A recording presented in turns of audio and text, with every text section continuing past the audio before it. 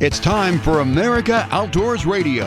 The fast-paced hour of outdoors radio ahead is not only awesome, but unlike those other shows, you can actually sleep in for this one. Better still, we've got a special Pacific Northwest edition for you, sponsored by Northwest Sportsman Magazine, Rugged Point Lodge on Vancouver Island, and Northwest Fishing Guides out of our hometown here in Everett. You won't find this version of America Outdoors Radio anywhere else. It's the Pacific Northwest edition of America Outdoors Radio. Brought to you by Fox Sports 1380 KRKO. We've got another great Pacific Northwest edition of America Outdoors Radio for you this week. Gary Crine with All-Star Fishing Charters out of Everett and Seattle has got a blackmouth salmon fishing report for you at the bottom of the hour. And right before we end the show, Gary will join us again to tell you how to catch blackmouth salmon out of Puget Sound this winter. But before we talk to Gary, we need to tell you what's hot and what's not in the Pacific Northwest.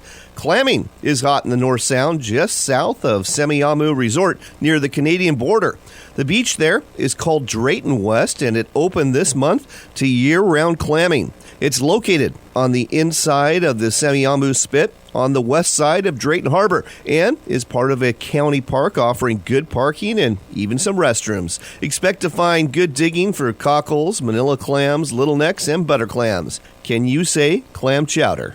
Fishing on the Cowlitz and Lewis Rivers the first weekend of December was, well, we'll just say fair at best. Not a whole lot of fish caught. And on the Columbia River, the steelhead bite has been pretty light in the lower Columbia and between Bonneville Dam and the Dalles. But according to the Oregon Department of Fish and Wildlife, the walleye bite has been excellent. Creel Checkers last week found 6 anglers and 3 boats with 39 walleye in the Dalles pool, and 12 walleye were caught by a single angler fishing the river between John Day Dam and McNary Dam. Waterfowl hunting is hot right now, too, if you can find open water. The cold weather has definitely brought down a lot of northern birds. A few places that are sure not to freeze over include Skagit Flats near Conway, portions of the Nisqually National Wildlife Refuge open for hunting, and tidal flats around Grays Harbor.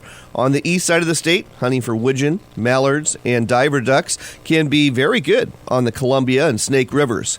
Perusing the fishing reports at northwestfisheryreports.com, it looks like fishing at Tanwax Lake, right off the Rainbow RV Resort dock, has been decent for 14-inch rainbows, and squidding was good for a couple of jiggers off the Seattle waterfront piers, though the cold weather has been keeping the crowds at bay.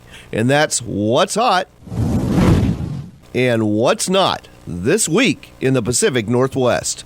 In other news, the Washington Department of Fish and Wildlife needs your help to solve a poaching case, a really bad poaching case. November 6th, Schnebly Canyon near Ellensburg. 4 yearling elk and elk cow were found dead, left in the field, no meat salvage, illegally killed by one or more poachers. Do you have any information? If you do, it's worth your while. There's a $9,000 reward for information leading to the arrest and conviction of the people who perpetrated this heinous act of poaching, one of the worst that I've ever heard of here in the state of Washington. $5,000 of that money was put up by the Rocky Mountain Elk Foundation. If you have any information at all about who's responsible for this elk poaching case that occurred November 6th near Ellensburg, please call the Washington Department of Fish and Wildlife. Give them the information you have. It can make a real difference. We need to get the jerk or the jerks who committed this crime out of the field permanently.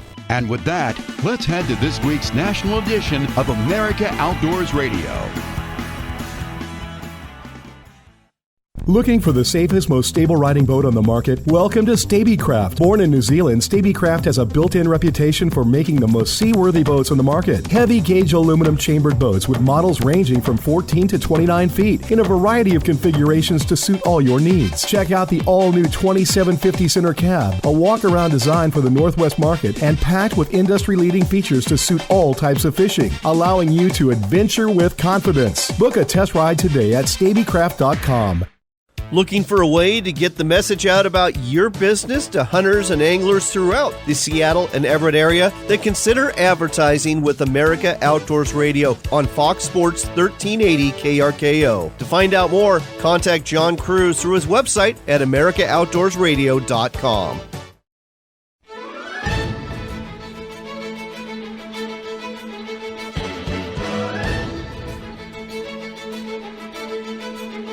It's time for America Outdoors Radio, the show that covers the outdoor scene across the US of A and the entire continent. Fishing, hunting, conservation, outdoor recreation, and great destinations, we cover it all every week. It's your country, your outdoors. Let's explore it together with your host, John Cruz.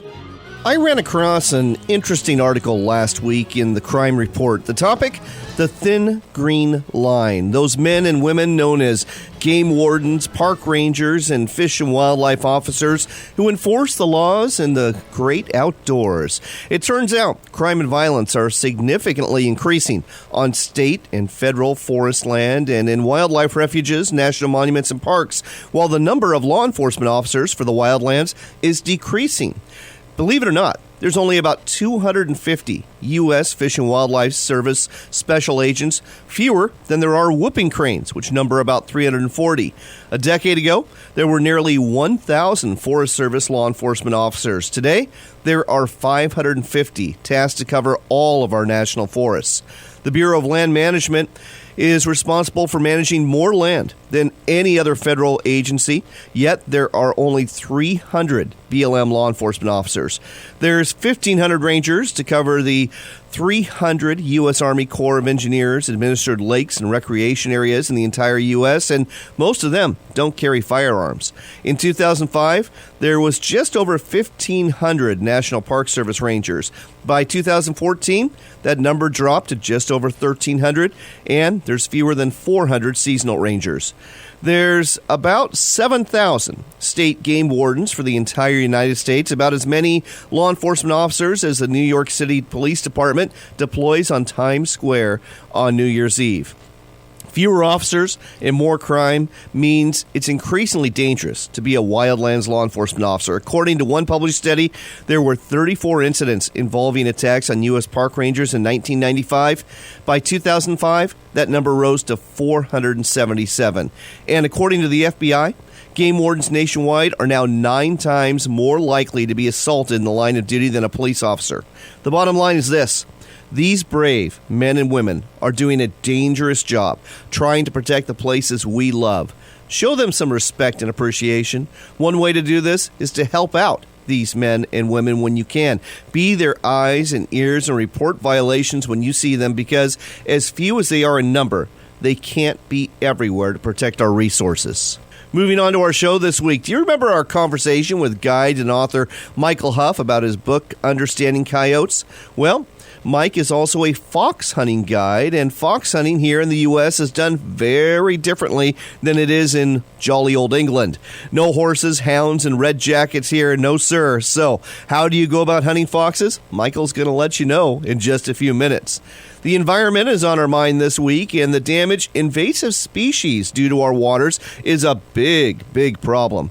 David Hugh, a fisheries biologist for the Bureau of Land Management, will do his best in a mere 10 minutes to explain some of the invasive species currently found in our country and how they are impacting our native fisheries. After you hear from David, you'll probably be wondering, what do we do about stopping these species from entering our waterways? Pat Kunzemius with Wildlife Forever has a simple answer for that. Clean, drain, and dry. And if you're a boater, angler, or hunter who recreates in our rivers, lakes, or wetlands, this applies to you. Pat will tell you more about this initiative during this show, right after we share some outdoors news with you from around the country.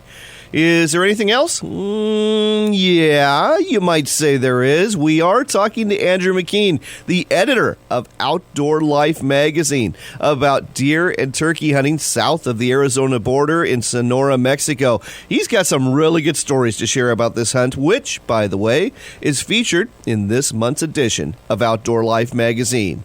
But before we talk to Andrew, Pat, and David, it's time to go fox hunting. Next up on America Outdoors Radio, we're talking to Michael Huff again. You may remember him as the author of Understanding Coyotes, the comprehensive guide for hunters, photographers, and wildlife observers. You can find the book on Amazon.com. Michael is a coyote and fox hunting guide. And Michael, you live in Pennsylvania. And I'll be honest, a lot of our stations are out here on the West Coast. A lot of our listeners aren't very familiar with red fox hunting. It's just not something that's really done out here so much. A lot of folks do coyote hunting, but not so much the fox hunting. Tell our listeners what a fox hunt is like back east. Well, I'll tell you, the very best thing about a red fox hunt is when you're frustrated and the coyotes are making you scratch your head, go on fox hunting because they're sure willing to play a lot more than the coyotes are. So that's the first thing. They're friendly creatures. They're surely not as smart as a coyote.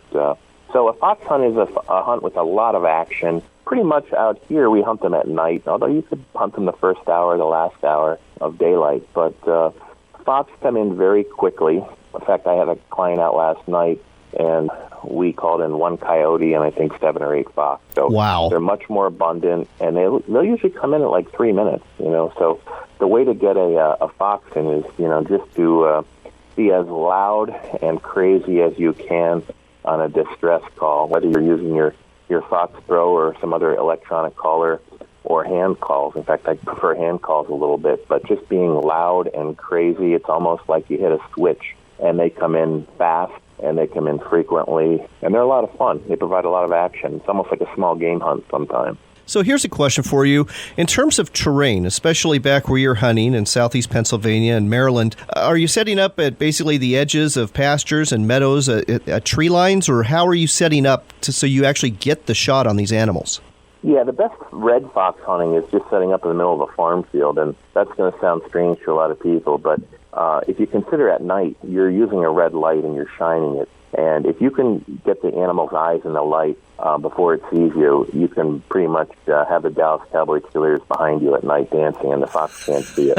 That red light basically blocks the fox from seeing past it. So pretty much farm fields with woodlots around them.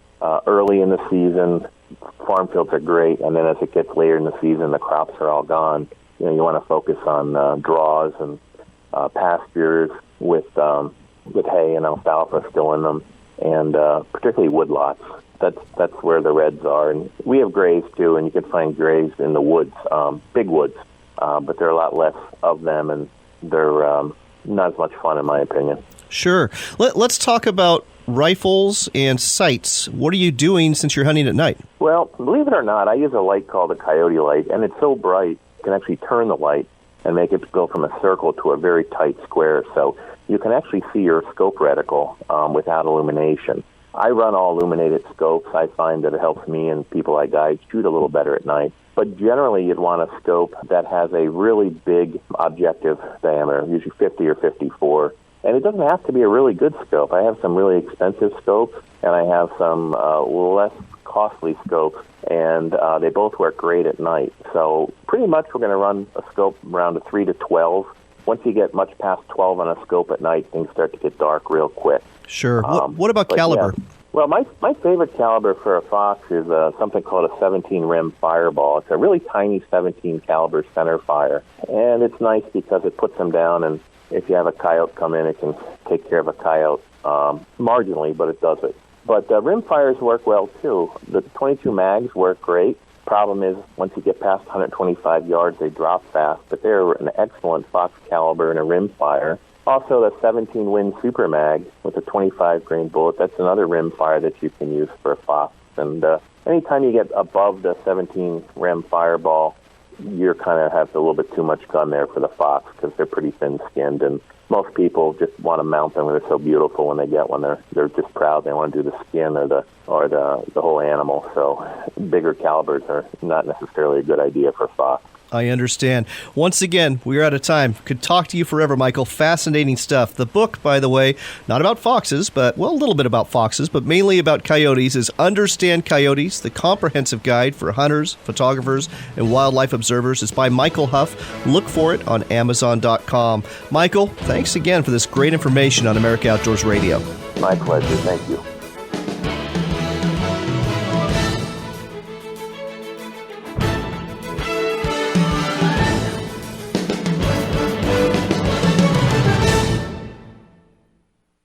From the Columbia River to Puget Sound, the Coastal Conservation Association in the Pacific Northwest works to conserve the fish we love and does so while protecting our heritage of sport fishing. To find out more, go to ccapnw.org.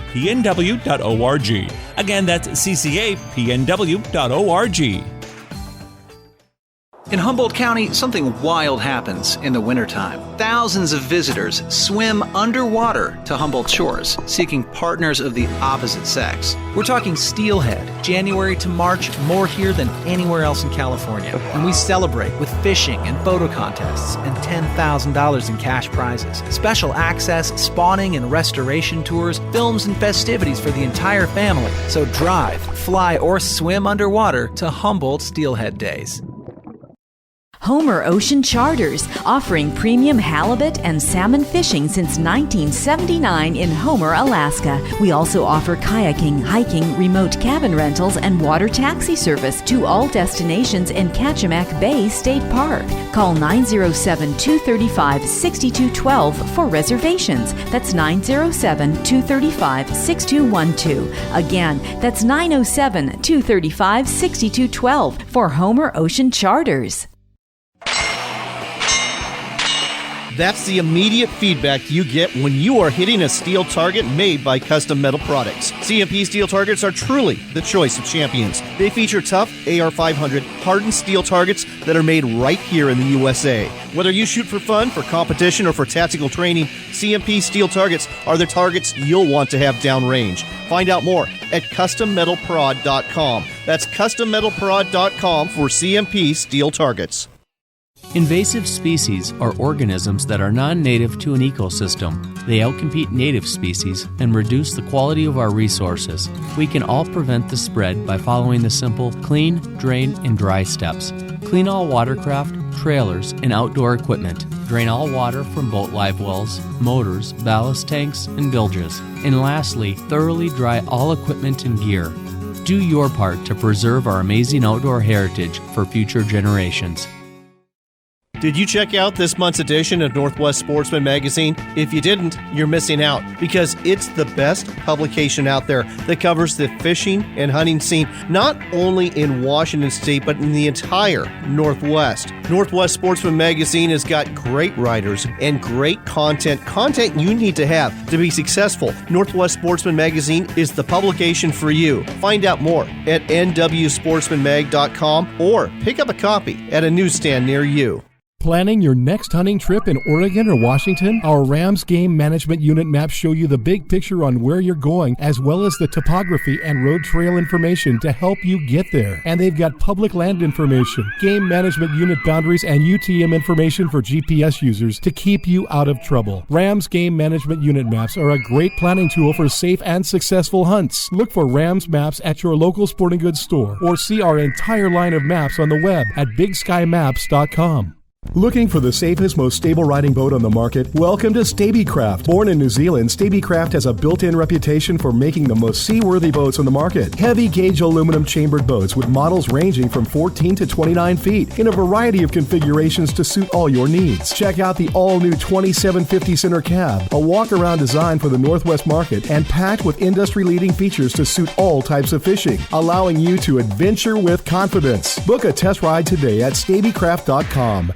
Are you an outfitter, sporting goods retailer, boat dealer, or someone else in the outdoors industry? If you are, you know targeted advertising works best, and what would work better than advertising with America Outdoors Radio? Our hour-long show is heard throughout Seattle, Everett, and the East Side every Saturday morning, and your message will be heard there too. Better still, our rates are way more affordable than you think. Want to find out more? Contact me, John Cruz, through my website at AmericaOutdoorsRadio.com. That's America Outdoors Radio, bringing you more business.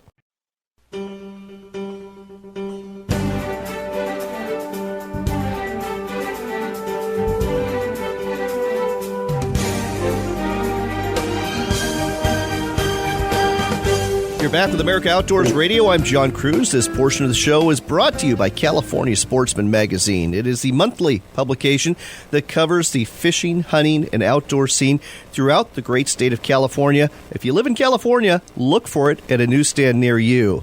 We are going to be talking about a topic today that isn't necessarily fishing and hunting related, but it certainly impacts your fishing and hunting opportunities. It's the problem of invasive species. With us here to tell us more about it is Dave Hugh. He's a fisheries biologist with the Bureau of Land Management. David, welcome to the show. Hey, thanks, John. Hey, it's great to be here. So I'm going to start off, when I think of fisheries biologists, I always think of the National Marine Fisheries Service. I think of the U.S. Fish and Wildlife Service. Never even considered that the Bureau of Land Management would have fisheries biologists. Yeah, it's a common theme there. The BLM is, as one of our land management agencies, the BLM is entrusted with a whole lot of resources for the public. We're managing about 250 million acres. That's about an eighth of the country's landmass. I'm going to speak on behalf of the aquatics program here and say that we manage about 132,000 stream miles of fish-bearing stream. We have about 3 million lake acres, and we have countless wetlands. There's a whole lot of resources out there, and we have a staff of about 65 fish biologists and aquatic biologists and or wildlife biologists that help us deliver our stewardship for those lands. Well, let's go ahead and talk about some of the invasive species that are impacting waterways on BLM lands and other lands in our great United States. And I guess we'll start off with the really bad news that's been coming out of Montana, where zebra mussels, or at least zebra mussel larvae, have been found in reservoirs that are part of the Missouri River system. Yeah, no, that's yet another one for us, as well as the whole community, obviously. This one is a great example of a rapid response. It's an emergency, in a sense, and there's a lot of folks that are involved, and there's a lot of resources at stake. The zebra mussel is nothing, zebra and quagga is nothing new, just as much as it is such a big threat that when it is detected, it warrants a whole rapid response and a whole series of triggers of law enforcement, of biologists, of a lot of people that to tell you the truth, we're kind of freaking out. Well, and there's good reason for it. I understand that these mussels were introduced into the Great Lakes by ships that were coming from the Atlantic. Tell our listeners about zebra mussels and why they're such a problem. Sure, you bet. Zebra and their cousins, the quagga mussel as well. They're a type of mussel that once they get established, they can do a lot of damage. The Great Lakes, they have seen turn over, and basically the ecosystem can be altered in such a way that this individual mussels, once they get established, can filter out, they can outcompete, they can physically displace, they can turn that whole system upside down. The concern with that is that moving out and expanding, especially as they move west of the Mississippi, in Lake Havasu, for example, on BLM lands, one of our lakes, they are there as well. They've been detected throughout the Pacific Northwest, and Montana, again, is another level of crisis for us, just as much as it's something that we're sort of expecting at the same time. Zebra mussels, they displace, they outcompete, they filter, they really can clog infrastructure and really cost a lot of money to manage, let alone it's almost impossible to eradicate them once they're in. So a big threat indeed. And I understand a lot of times they're spread by recreational boaters who have these mussels on their hulls or on their motors, and they'll go from an infected waterway to a non-infected waterway, and that's how they get introduced. That is, and that's one of the main vectors that we're working to address with all our partners, is that spread. A big part of that is outreach and education. A big part of that is ensuring that all boats that are leaving infected waterways are cleaned, inspected, and that people are doing an adequate job of doing so. Also, there's a lot of laws and policies going into place. Something, for example, if you cross a state line knowingly carrying a live version of those critters, they will come get you. The law enforcement will put an APD out, and they will find you, and they will take your boat. They will prosecute. It's a big deal. Well, it's serious stuff, all right. And speaking of serious stuff, another invasive species that's found throughout the Mississippi River system at this point and is threatening to get in the Great Lakes, Asian carp. How did these fish get into the Mississippi, carp that are from China? Yeah, those fortunately have been staying on the east side, in the Mississippi drainage especially, and the Great Lakes. A lot of effort going on with the silver carp, as you know, and it's not just silver. There's several species of Asian carp. Some of the carp are actually, some like grass carp, for example, are actually desirable species in the right context for management. But the silver carp and the big head, they're really a big threat for us. We've been fortunate, at least with the Bureau of Land Management, that we haven't had that crisis trigger yet. Obviously, they've been introduced in the Mississippi drainage, and they have been detected moving throughout the United States. And I understand that the Asian carp, that they were basically brought here, they were put into some waters, and those waters flooded, and that's how they got in the Mississippi. That is what my understanding as well. All right, and folks, if you haven't seen the videos of the carp jumping out of the water as the boats go by, those are the carp we're talking about. And again, they outcompete native species and become such an issue that it directly impacts the fishing that you're going to enjoy. And invasive species is not limited to freshwater. Let's talk about green crabs that made their way into San Francisco Bay back in the late 1980s. Not sure exactly what to say about that other than, yes, yet another one. In the old days in California, I remember the mitten crab was coming out. The green crab, the marine ones, they've now been detected and are now being seen in several areas, I believe in the San Juans. It's a trend. That's a good example of an emerging one. Maybe, John, this is an opportunity to nip these things in the bud as to all extent possible, and maybe the green crab is one example of that. And how do you go about? I mean, whether it be zebra mussels when they're first detected, or green crabs when their numbers are still low, what kind of tactics do you use to get rid of them before they establish a firm foothold? I'm going to propose that this is a philosophical situation that is up to each of us as individuals to be aware of invasive species, to learn about the impacts, and to learn about the different things that you can do. And if you do observe one, then it's critical that we report as well as not spread or transfer that. So what do you do? My view is that you do your best to be aware of what you're seeing out there and to learn to identify and to practice general good practices such as the clean, drain, dry messages is critical. That at least that's the best that we can do.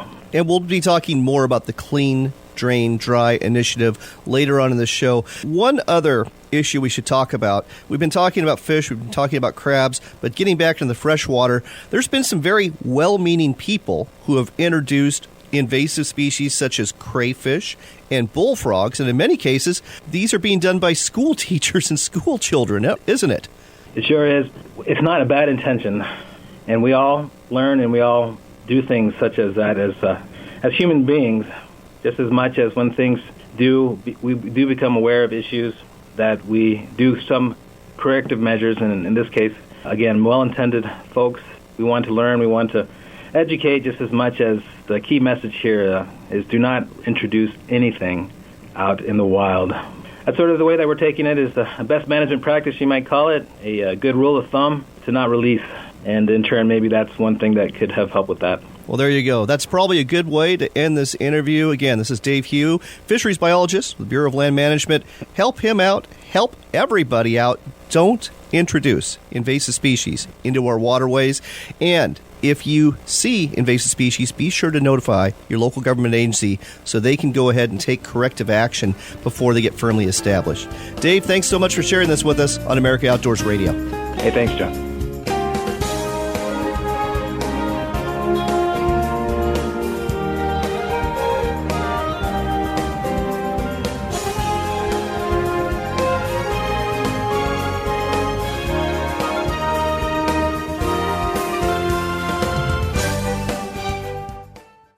Invasive species are organisms that are non-native to an ecosystem. They outcompete native species and reduce the quality of our resources. We can all prevent the spread by following the simple clean, drain, and dry steps.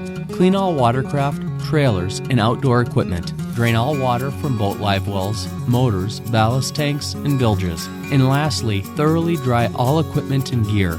Do your part to preserve our amazing outdoor heritage for future generations. Oregon's Tillamook Bay is considered the greatest fishing experience on the West Coast for fall Chinook salmon and winter steelhead, and Dungeness crab is plentiful. 5 major rivers connect with the ocean on the Tillamook coast. It's not unusual to snag a 40 to 50 pounder. Go out in a boat or stand on a riverbank or dock. Try fishing from a dory boat and experience the thrill of a beach launch and landing. Use spinners, sand shrimp, or salmon eggs to lure them. The fish will line up to grab your bait. Go to tillamookcoast.com/fishing to find guides and places to stay. It's time for another local shot of the outdoors. It's the Pacific Northwest edition of America Outdoors Radio, and you'll only hear it here on Fox Sports 1380 KRKO. Next on our Pacific Northwest edition of America Outdoors Radio, we're checking in with Gary Crine, the longtime owner of All Star Fishing Charters out of Seattle and Everett. Gary, how's the blackmouth fishing been?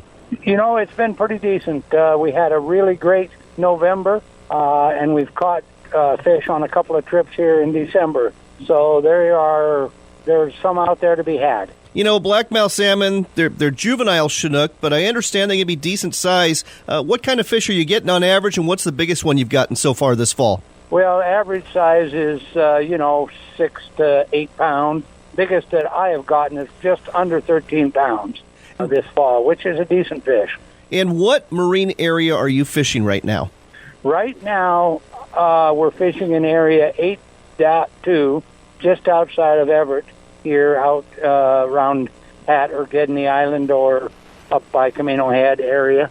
And then if we are departing out of our Seattle location, area 10 is also open, and that would be Jefferson Head and Kingston area. Area 9 has closed and is scheduled or projected to reopen sometime in January.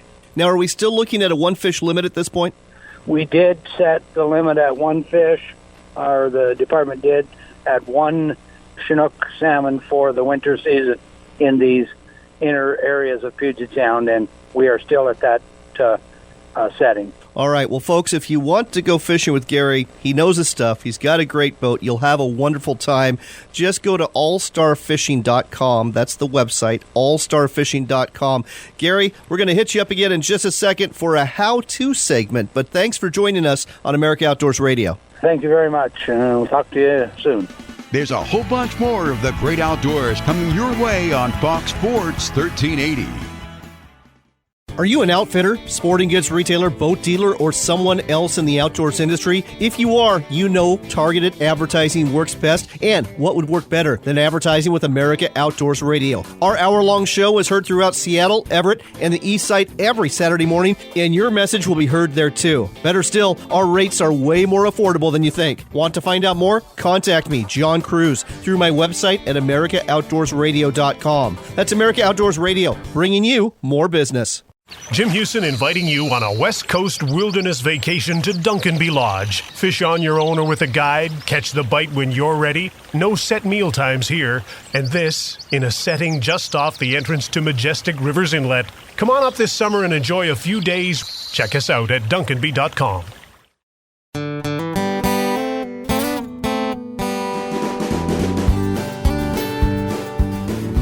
You're back with America Outdoors Radio. I'm John Cruz. This portion of the show is brought to you by California Sportsman Magazine. It is the monthly publication that covers the hunting and fishing scene in the great state of California. Look for it at a newsstand near you. We are not talking to anyone from California Sportsman Magazine today. Nope, we are in the big leagues, folks. We're talking to Andrew McKean. He is the editor of Outdoor Life, and he's been hunting down in Mexico, south of Douglas, Arizona, in the state of Sonora. Andrew, welcome to the show. Thank you, John. It's nice to be here. So, Andrew, most people, when they think of Mexico, they think of two things. Number one, vacations on the beach with lots of margaritas, or number two, fishing down in the Sea of Cortez, the Pacific. But you were hunting, and really, really interesting article that you had in this month's edition of Outdoor Life about what you were hunting. Tell our listeners the two species you were after. Yeah, I was hunting in, as you said, the state of Sonora for both Coues deer.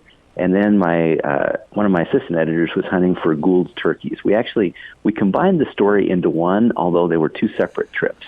But my half of it was Coues deer, which, if you're a deer hunter north of the border, and you just can't wait to extend the season. And this was January of last year, so it was a way for me to, to extend my season, see some unbelievable country. You mentioned Mexico in terms of beaches and fishing. This was about as far inland in Mexico as you can get. And the terrain, very different from what I'm familiar with in Baja, which is mainly desert. You had a lot of woodlands there, didn't you? I think, to me, that was the biggest surprise of all. I mean, I expected, cactus and big barren sand flats and just baking hot, desert. This was oak trees. There were sycamore trees. It was, in terms of rainfall and just, I guess, diversity of habitat, some of the just most enchanting country I'd ever been to.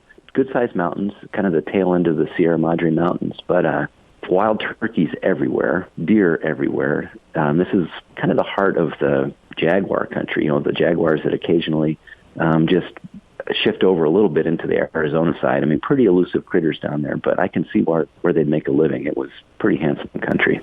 Sure. So, Coues deer, I'll be honest, not familiar with this species at all. Go ahead and compare them to like a white-tailed deer. Well, they are a subspecies of whitetails. So, in terms of their behavior, they're pretty nervous, pretty elusive, pretty similar to whitetails, but they're about half the size. I mean, they are pint-sized deer. Oh. But in terms of, antler configuration, really similar in terms of tines coming off a main beam. In terms of the big, distinctive whitetail, that's there as well. But they kind of occupy ground a little like a mule deer. In other words, they like big, open, rough country, but they had this weird and frustrating ability to just hide in plain sight. They'd had a lot of rain down there in Sonora, so the grass was high. These deer, they probably come up to about the hip line on a man, so they're pretty short. Yeah. And they would just disappear into that grass. Wow. So your hunt was not an easy one to go ahead and bag what turned out to be a very nice buck. Yeah, this was my first trip for Coues deer, and I wanted it to be, a memorable hunt and a distinctive animal. So I was holding out for a pretty good buck. The rut for Coues deer takes place in January down there, so we had the benefit of lots of deer running around like crazy. But as I mentioned, the cover was tough. The terrain, as handsome as it is, it's also pretty rugged. So It was a lot of miles every day in some pretty nasty terrain. But that's my kind of hunting, too. I'm a walkabout type hunter, and I think I enjoyed almost every step of it. So let's talk about something else here, and that's the turkey hunting. Gould's turkey, I'm familiar with Merriam, I'm familiar with Eastern, with Rio Grande, and actually Rio Grande turkey is the species I expected to be down there. Never even heard of this species, kind of like Coues deer. They are like a Merriam's turkey on steroids. They're the biggest bodied of the subspecies, but they occupy really just a pretty small area in Sonora, up into a little bit into New Mexico and Arizona. But I grew up as a biologist, and I kind of look at distribution of subspecies from a kind of a continental perspective. To me, they look like enough like Merriam's. I think they're pretty closely related. They probably got landlocked from the original Merriam's population, thousands and thousands of years ago. So they're their own very distinctive subspecies, but beautiful, beautiful white tail feathers. And as I said, just big, big birds, like 25-pound gobblers, 25 to 30-pound gobblers. They're big. Wow. And the hunt that your assistant editor had, was it an easy one or not so easy for these turkeys? Yeah. So, I had the kind of arduous physical side of the hunt. He basically sat underneath a sycamore tree in a beautiful creek bottom and called a gobbler right to him on the first day. So, unfair. He's doing something right. Well, that sounds fantastic. And folks, you can read all about this in this month's edition of Outdoor Life. Again, we're talking to Andrew McKean. He's the editor of Outdoor Life. You're listening to America Outdoors Radio. And last but not least, we need to talk about the place that you stayed at, because that's a story in itself. Well, as I mentioned in the article, this ranch we hunted was like microcosm of Mexico itself. Every sort of historical moment that Mexico as a country has experienced, this ranch has experienced too. From colonial times, it was an English, basically a little colony in the middle of the Sonora Desert. All the way through Revolution, they had revolutionaries trailing through the yard all the time, up through the modern times when all of the neighboring ranches are owned by narco ranchers, I guess you'd say, who bought their gigantic ranches with cash. We can only imagine where that cash came from. Wow. And the people that own the ranch, what's the name of the ranch and who are they? It's called Rancho Mababi, and the owners are just fascinating people, the Valenzuela family. Alice, the kind of matriarch of the ranch, is an American. She grew up as a Navy brat, just bebopping all around the world with her dad. She married a native Sonoran. They lived in Silicon Valley. He had a job as a high-powered software developer for years and years. But the pull of rural landscape is something that I feel pretty strong too, and it sure pulled them. They ended up going back to this ranch at the end of the road, no power, wood stove. Pretty rustic, and raised their two kids on this ranch that was part of the family. Well, I presume today it does have power, and I'm guessing that they are attracting more folks than just you and your assistant editor. Is this an ongoing guide service and ranch outfitter that they've got going here? It is. It's pretty small scale, but you should definitely check it out. I think it's ranchomababi.com. It's probably the most well-appointed outfit I've ever seen, in the sense it's super authentic. This is like walking into another time. the power that they have is actually from generators. So, I mean, they're still really at the end of the road. Wow. But the origin of their outfitting business was almost as fascinating as the place itself. They are, we as hunters think about biodiversity almost as that's something that greenies talk about. But these Valenzuelas really believe in it. They believe in, good soil health, lots and lots of diverse wildlife and vegetation on their place. And so they really folded the hunting part of it into that worldview of, let's create a wildlife paradise. And they realized they were going to have to manage it by hunting. So I think this is also a function of living at the end of the road. They love visitors. And having an outfitting business is one way to make sure that you always have visitors. So if you go, be prepared to spend several hours a day talking to Alice. She loves to talk. Well, that sounds like a great adventure and a great time to me. Again, folks, check out this article about hunting Coues, deer, and Gold's turkey in the latest edition of Outdoor Life magazine. Andrew, thanks so much for taking the time to tell us all about this on America Outdoors Radio. Well, thanks for having me, John. That was fun. That's Andrew McKean, folks, the editor of Outdoor Life magazine. And let me tell you a little bit about Andrew. You would think that a person who is the editor of one of the top 3 outdoors magazines in the nation would, maybe have a high opinion of himself. But Andrew really doesn't. I've met him a couple times over the past couple of years as a outdoors writer. And Andrew actually doesn't live in New York, where most people who work for Outdoor Life are based. No, he lives in Glasgow, Montana. And he raises his family there. He goes hunting with his son quite a bit. In fact, he's a very passionate hunter. If you follow him on Facebook, you'll see his photos from his hunting expeditions all the time. And he's really a very unassuming and very approachable man and a really, really nice guy. All great qualities. Throw in the fact he's a fantastic writer and editor, and you've got a guy that's worth knowing. At any rate, a little insight about the man at the helm of Outdoor Life there. Stick around. We've got a lot more coming up on this edition of America Outdoors Radio.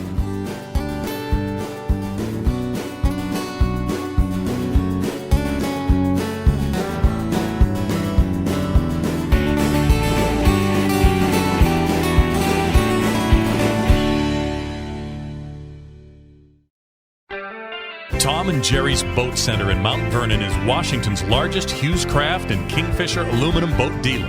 As a leader in sales, service, and fun on the water, Tom and Jerry's only purpose is to make sure you end up with the right boat for your family's needs at a price that will make you smile.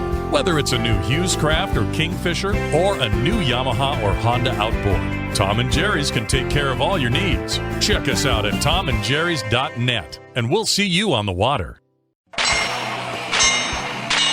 That's the immediate feedback you get when you are hitting a steel target made by Custom Metal Products. CMP steel targets are truly the choice of champions. They feature tough AR500 hardened steel targets that are made right here in the USA. Whether you shoot for fun, for competition, or for tactical training, CMP steel targets are the targets you'll want to have downrange. Find out more at CustomMetalProd.com. That's CustomMetalProd.com for CMP steel targets.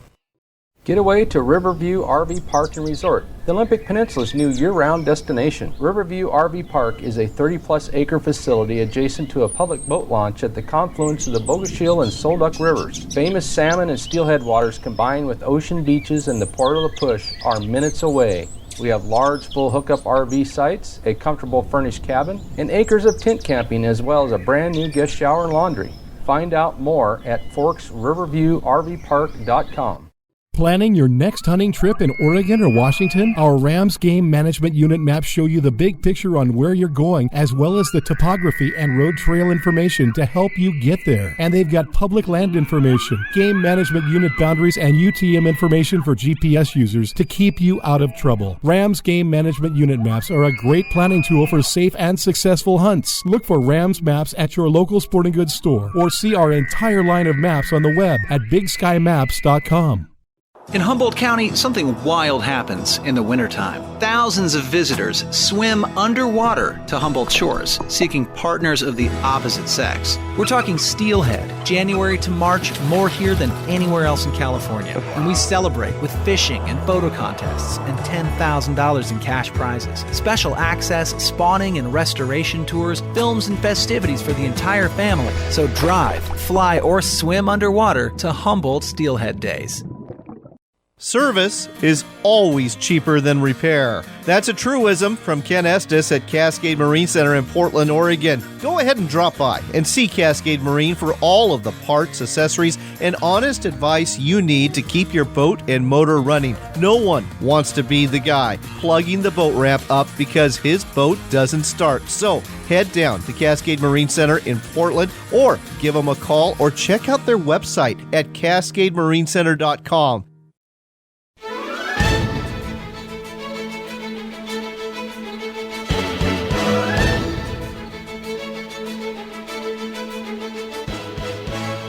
You're back with America Outdoors Radio. I'm John Cruz, and this portion of the show was brought to you by the Alaska Sporting Journal.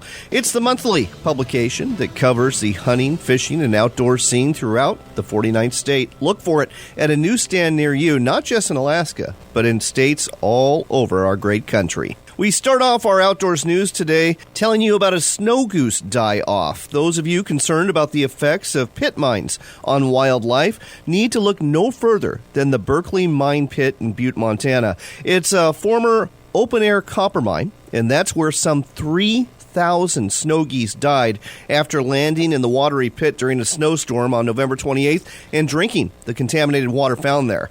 It's the largest bird die-off in the mine's history, but not the first one. In 1995, some 342 snow geese died in the same pit from the same issue, drinking the contaminated water there.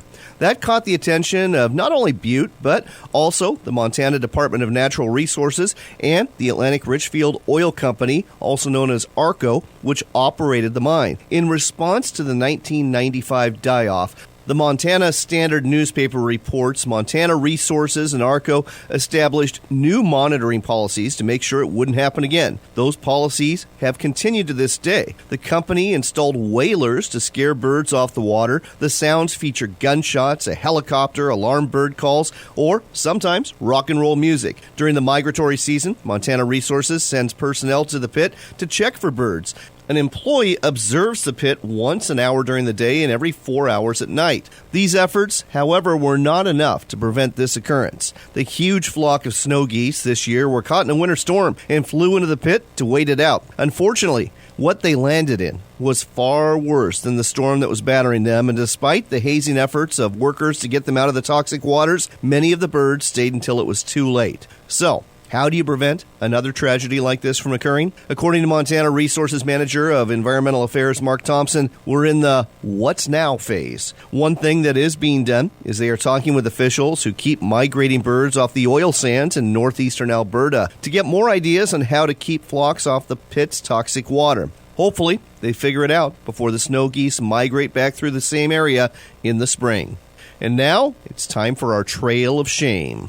It's time for the Trail of Shame. Shame, shame on you. Shame, shame on you. Stories of poachers, scoundrels, and other ne'er-do-wells, so if you see someone committing a criminal act on the water or in the field, turn them in. It's the right thing to do. Our inductees this week come to us from the state of California, where wildlife officers have arrested 2 suspects for trafficking striped bass in Fresno County. This according to the California Department of Fish and Wildlife. Striped bass were introduced to California more than a century ago and quickly became a highly prized game fish throughout California's Central Valley. Known for its white flaky meat, striped bass are commonly targeted for consumption. Sport fishing activities related to striped bass generate millions of dollars annually to the California economy. However, commercial take of wild-caught striped bass was outlawed more than 70 years ago, but the continuing demand for the wild-caught striped bass gave way to an illegal black market, which threatens local bass populations and the legal sports fishery. Lipo Herr, 32 years old, and Q Herr, 35, both of Fresno, were arrested Thursday morning, December 8th, on charges of illegally selling striped bass on the black market. Over the last year, wildlife officers checked the two men on several occasions as they were fishing throughout California's Central Valley. Both men were frequently found to be in violation of various laws, including possessions of gross overlimits and retention of undersized striped bass. The two men were actually cited 8 times in the last year, and the egregious nature of their poaching activities led wildlife officers to believe they may be selling fish on the black market. Well, they were right. They began an investigation, found an abundance of evidence showing that they had made thousands of dollars through the illegal sale of wild-caught striped bass. The investigation culminated in multiple search warrants served December 8th, where wildlife officers located live crappie and bluegill in an aquarium, frozen striped bass, marijuana, evidence of marijuana cultivation and marijuana sales, and methamphetamine and evidence of methamphetamine sales. So these weren't just striped bass black marketers. These were bona fide drug dealers. The two suspects were booked into jail and are going to be prosecuted for numerous fish and game violations along with various drug charges and possibly child endangerment. Gentlemen, congratulations. You are now walking our trail of shame. Shame on you. Next up on America Outdoors Radio, we told you about the problems caused by invasive species here in the United States, but now we've got a solution for you, and it's coming from Pat Consemius. He's with Wildlife Forever.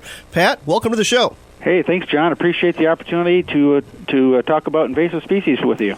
So before we get into a potential solution here in the form of a public education campaign, tell our listeners a little bit about the organization you work for, Wildlife Forever. Thanks, John. Sure, you bet. Wildlife Forever, we're a national conservation organization. We were founded 30 years ago. In 2017, we celebrate our 30th anniversary, and we do work all over the country to educate outdoor recreational users and trying to teach folks about stewardship, and we do that through our 2 signature programs. It's the State Fish Art Contest. We teach kids about fishing, and really about how to become better stewards of the waters that we all enjoy.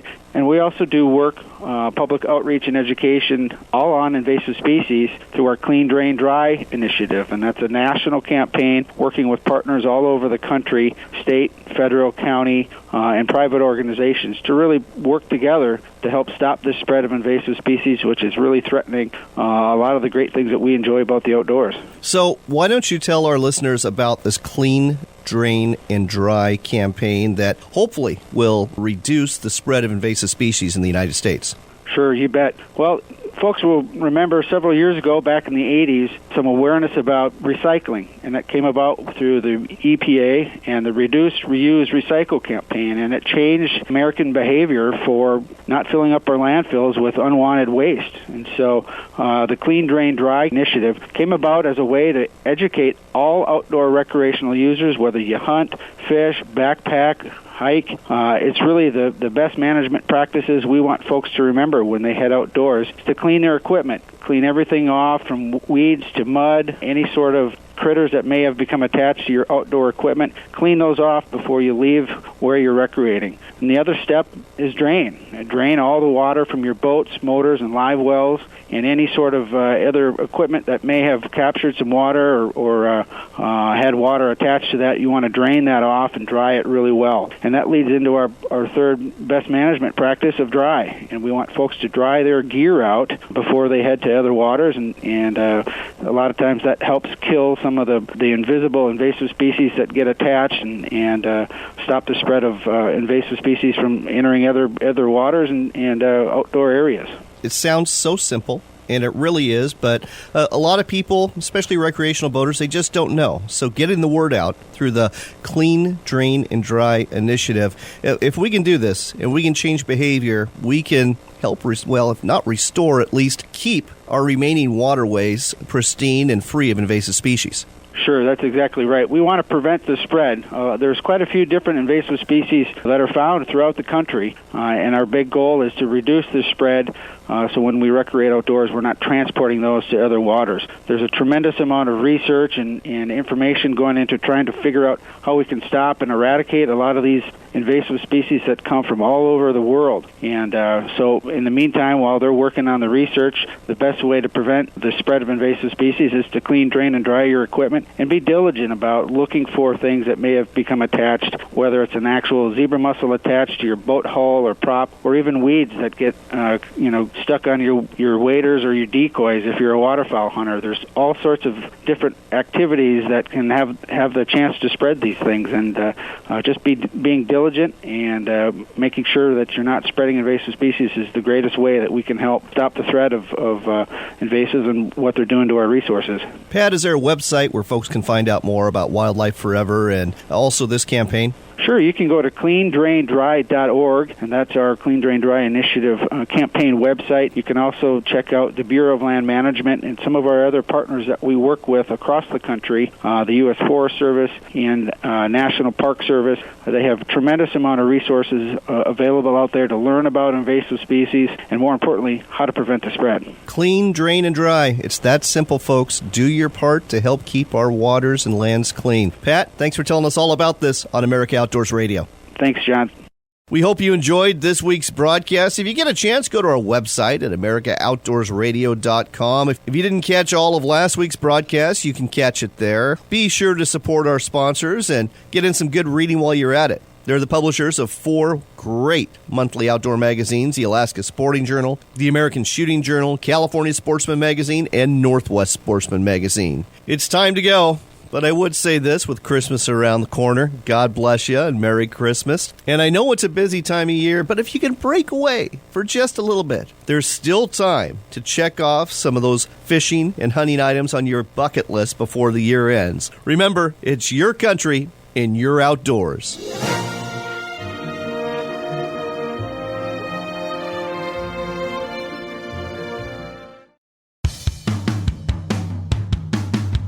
It's time for another local shot of the outdoors. It's the Pacific Northwest edition of America Outdoors Radio, and you'll only hear it here on Fox Sports 1380 KRKO. All right, as we wind up our Pacific Northwest edition of America Outdoors Radio, we thought we'd check in with Gary Krein again, the owner of All Star Fishing Charters. Gary, we're talking blackmouth salmon fishing in Puget Sound. Let's talk about how to do it during the winter months. Exactly how do you catch these fish? The most effective method at this present time, as of course, is trolling with downriggers, using probably the most popular thing is some kind of flasher and spoon combination. The spoons can typically be, where most of us are using the Gold Star in 3 to 3.5 inch in the Silverlight, some kind of green on it normally, usually green and white. Do you put any scent or gel on them? Well, I kind of believe that some scent or gel is needed if you are one of those guys that struggles with the smell on your thing causing you not to catch as many fish as the next guy. I don't think it hurts anything. I don't think it's mandatory for everybody, but it's not a bad idea and it doesn't hurt anybody. And in your opinion, why are the spoons working better than cut plug herring? The reason that I believe that the spoon is the most effective lure right now is because it continues to work with all speeds. Whether you go slow or go, every boat acts a little bit differently, and it's the most versatile of all the lures. The guy who knows what he's doing with his plug cut or whole herring or his atomic plugs or whatever else it might be that he's used for years has his method and technique dialed in. Yeah, he doesn't need to change to spoons. But when you take the overall group of people and the overall difference from boat to boat, spoons will catch the most amount of fish. Well, there you go. Some great how-to advice from Gary Krein about how to catch blackmouth this winter. If you want to go fishing with Gary, go to his website, allstarfishing.com. He's got a great boat. He'll show you a great time. He'll get you to some fish, too. allstarfishing.com. Thanks, Gary. Thank you, and have a very happy holidays.